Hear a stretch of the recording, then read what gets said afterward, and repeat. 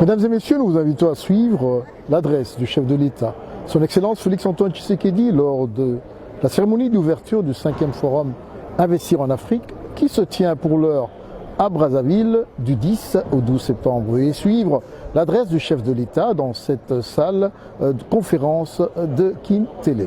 Excellence, Monsieur le Président de la Commission de l'Union africaine,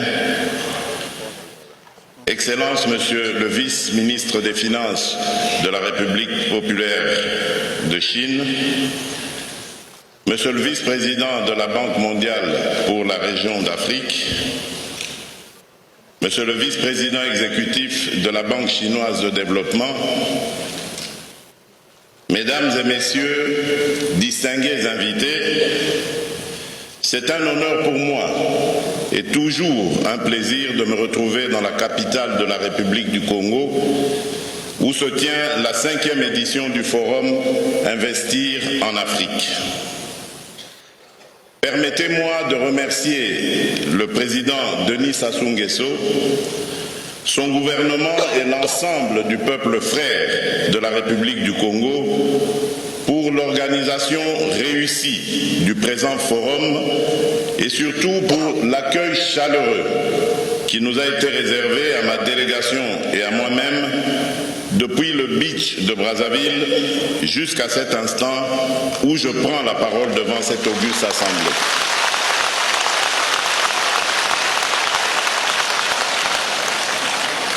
Je salue l'initiative de ce forum et j'adresse mes félicitations à la République populaire de Chine et à l'Union africaine pour leurs efforts inlassables visant la création d'un environnement propice pour soutenir les investissements et le développement durable en Afrique. Je salue également l'engagement de nos partenaires de développement, notamment la Banque mondiale, le Fonds monétaire international, la Banque africaine de développement et l'Union européenne. Leur accompagnement sera décisif en ce moment où l'Afrique a l'urgent besoin de rattraper son retard en matière d'infrastructures. Mesdames et messieurs, distingués invités, poussée par sa démographie galopante et son ambition d'émergence, l'Afrique fait face à un criant déficit en investissement pour rattraper son retard. Selon la Banque africaine de développement, les besoins en investissement du continent africain se situeraient entre 130 et 170 milliards de dollars par an, dont 108 milliards pour les infrastructures. Sur ces estimations, à peine 60 milliards environ seraient effectivement mobilisés chaque année. En dépit d'une performance solide en termes de croissance et d'une rentabilité des investissements supérieure à celle des pays industrialisés, et au regard d'immenses ressources humaines et naturelles dont elle dispose, l'Afrique se bute aujourd'hui à un sérieux problème de mobilisation des capitaux, aussi bien en interne que dans de nombreux pays développés, pour assurer le financement de ces projets d'investissement. Depuis le début des années 2000, l'appétit des pays africains pour les investissements en infrastructure a conduit nombre d'entre eux à gager leurs matières premières pour assurer ce financement. Le résultat de ces expériences est aujourd'hui fort mitigé. D'une part, il est apparu que les investissements en infrastructure ne peuvent suffire pour relancer durablement la croissance et l'emploi, dès lors qu'ils ne s'inscrivent pas dans un projet productif solide qui vise la diversification économique et s'appuie sur un capital humain de qualité. D'autre part, l'efficience de la dépense d'investissement en Afrique demeure faible du fait de la non-maîtrise des processus de planification, de conception, de coordination et de mise en œuvre des projets et programmes d'investissement. Distingués invités, mesdames et messieurs, la trajectoire de mon pays, la République démocratique du Congo, durant ces dernières décennies, constitue l'illustration de la situation générale de l'Afrique que je viens d'évoquer si haut. Et c'est très regrettable. C'est pourquoi, depuis mon accession à la magistrature suprême de mon pays, j'ai pris le ferme engagement d'opérer des profondes réformes dans plusieurs secteurs de la vie nationale.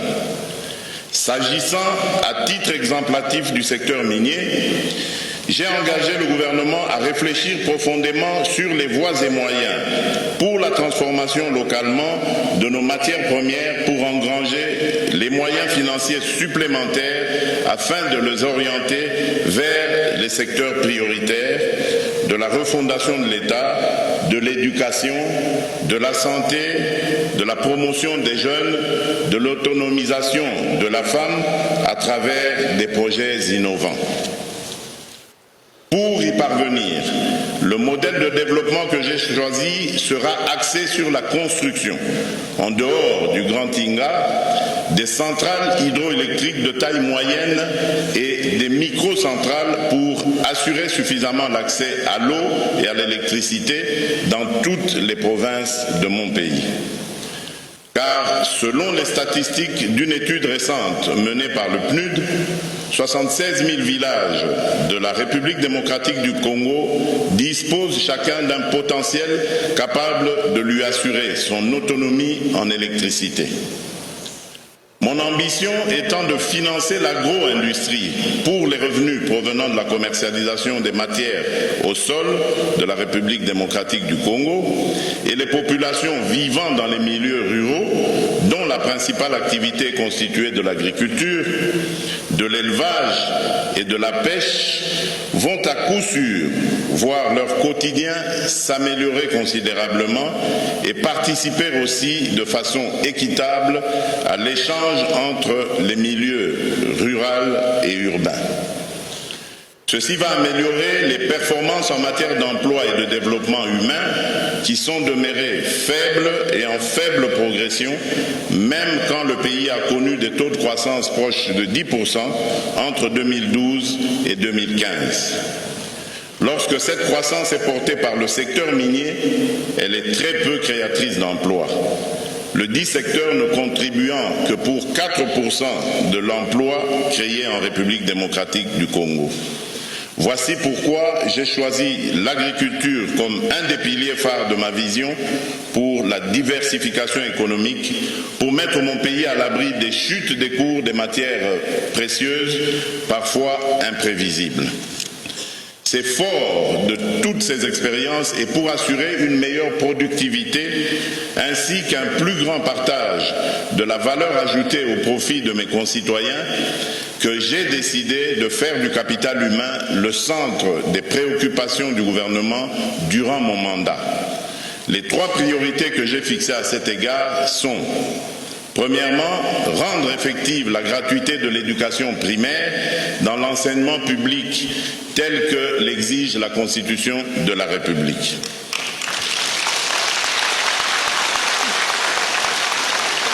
Deuxièmement, promouvoir une meilleure adéquation entre la formation et l'emploi à travers une stratégie de formation technique et professionnelle ambitieuse, conçue et mise en œuvre en partenariat avec les acteurs du secteur privé.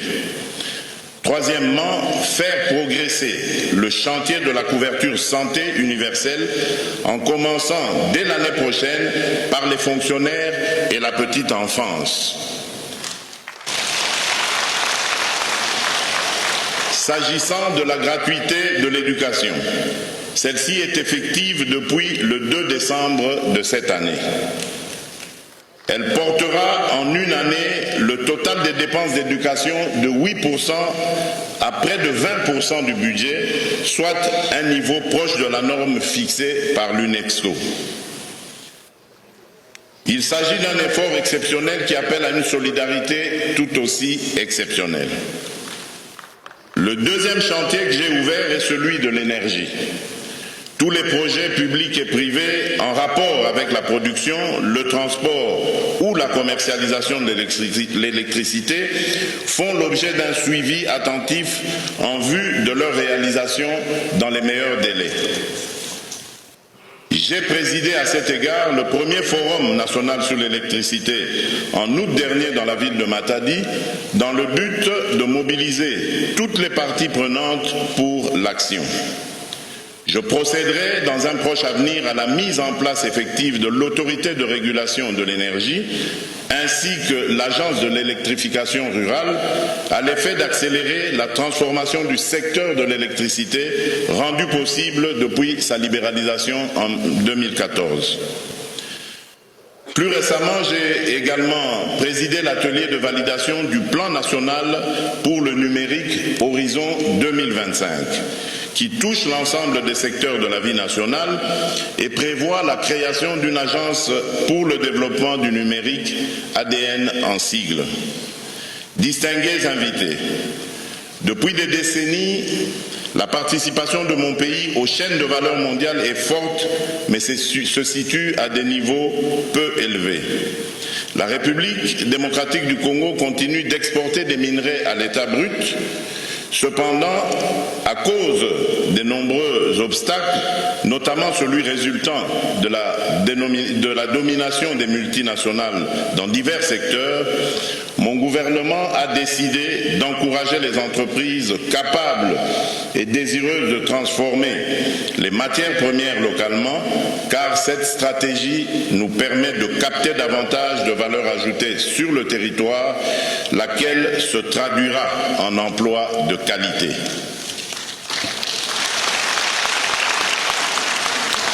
Mesdames et messieurs, distingués invités, si investir en Afrique est important et urgent, c'est aussi parce que nous avons l'impérieux devoir de mettre à la disposition de notre continent de nouvelles sources d'énergie et de nouveaux modes de production compatibles avec la préservation de l'environnement. Nous sommes la dernière partie du monde à entrer dans l'ère industrielle, mais nous sommes également le dernier rempart de l'humanité pour sauver la planète.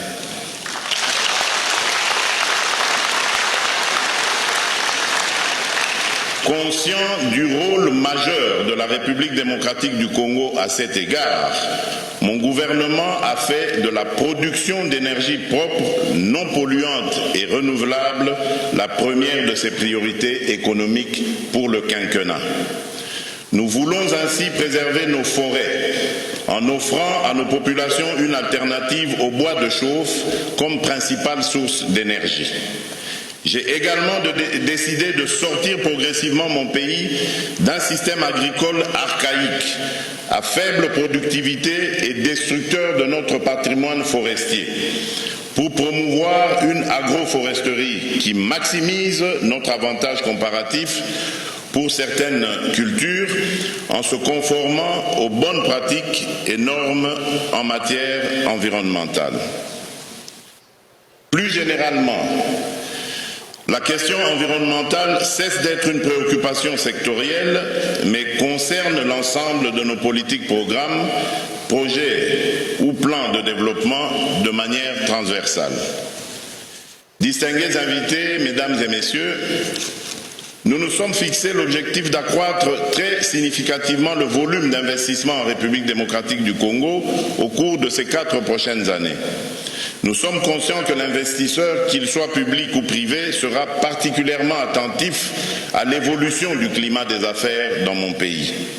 Voilà d'ailleurs pourquoi j'ai d'ores et déjà engagé plusieurs actions visant à essayer d'enrayer toutes les tracasseries administratives, la multiplicité des taxes, les contrôles intempestifs en dehors de ceux fixés par la loi en la matière pour créer une véritable sécurité juridique en faveur de tous ceux qui auront choisi d'investir en République démocratique du Congo, nationaux comme étrangers, ils seront, croyez-moi, réellement protégés pour autant qu'ils se conforment aux lois du pays. J'ai par ailleurs récemment invité le secteur privé à une table ronde pour des perspectives meilleures d'une étroite collaboration entre le gouvernement et le secteur privé. Car dans tout ce que j'entends entreprendre, l'homme demeurera au centre de toute action. Enfin, l'occasion faisant le larron, je profite de cette tribune pour solliciter votre soutien à la candidature de la République démocratique du Congo pour la tenue prochaine de ce forum « Investir en Afrique dans mon pays ».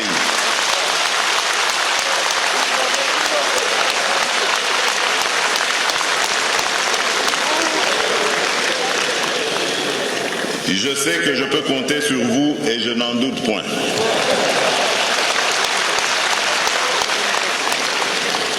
Mesdames et messieurs, distingués invités, dans mon propos, j'ai mentionné la nécessité d'améliorer la chaîne de planification en vue d'accroître l'efficacité et l'efficience des investissements. À cet effet, il me paraît indispensable de sécuriser un budget important pour les études de projet, de manière à disposer en permanence d'un pipeline des projets mûrs, ce qui en facilitera la mise en œuvre. Au-delà, c'est la chaîne de planification des projets qui doit être renforcée depuis la conception de projets jusqu'à leur réalisation. C'est de cette manière aussi que l'Afrique tirera profit des partenariats pour promouvoir la diversification économique et la création d'emplois.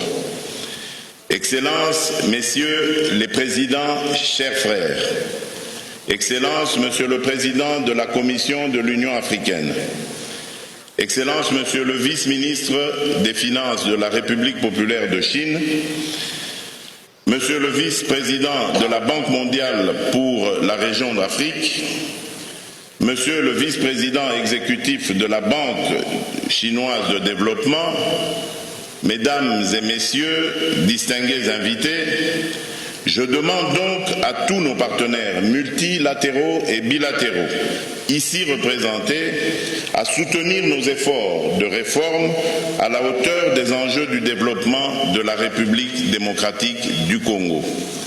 La République démocratique du Congo qui, par sa position géostratégique, au carrefour des regroupements économiques d'Afrique centrale, d'Afrique australe et d'Afrique de l'Est, entend jouer pleinement son rôle de hub de décollage de l'Afrique pour atteindre les objectifs du forum Investir en Afrique. Je vous remercie.